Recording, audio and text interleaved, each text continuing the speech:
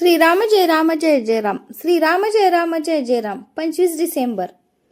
भगवंताचे स्मरण हेच प्रत्येक साधनाचे मर्म. एका गावाहून 2 सरकारी बैलगाड्या निघाल्या.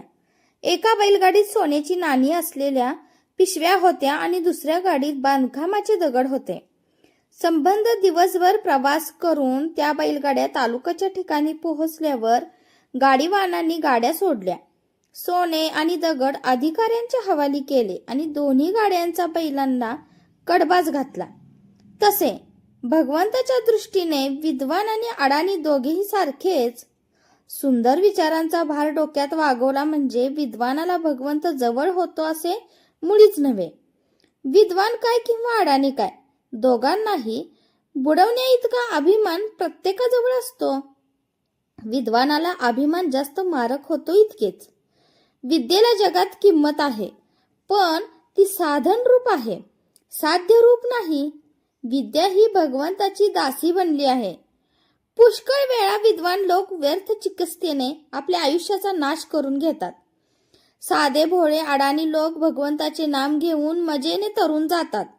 पण हे विद्वान लोक भगवंत कसा आहे, त्याचे गुण काय आहेत, त्याचा आणि आपला संबंध काय आहे, त्याचे नाम त्याच्यापर्यंत पोहोचते की नाही, नामाची सुरुवात केव्हापासून झाली, नाम कोणत्या वाणीने घ्यावे इत्यादी गोष्टींची चिकित्सा करीत बसतात. आणि ती इतकी करतात की शेवटी आयुष्याचा अंतकाल येतो आणि नामाची चिकित्सा तेवढी पदरात पडते. नाम घेण्याचा आनंद मिळत नाही म्हणून शहाण्या विद्वानाने चिकित्सा करायचीच तर नाम घेत करावे. ज्याच्या अंगी मीपणा आहे त्याने चूक केली तर भगवंत त्याचे प्रायश्चित्त देतो.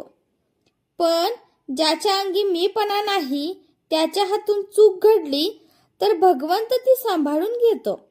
समजा आज आपल्या हातून चूक झाली, अगदी जाणतेपणाने झाली, तरी आपण जर पश्चाताप लावून भगवंताला शरण गेलो तर खात्रीने तो क्षमा करतो. आपण आपले मागले घडलेले सर्व भगवंताला अर्पण करावे, मग पुढची जबाबदारी त्याच्यावर पडते.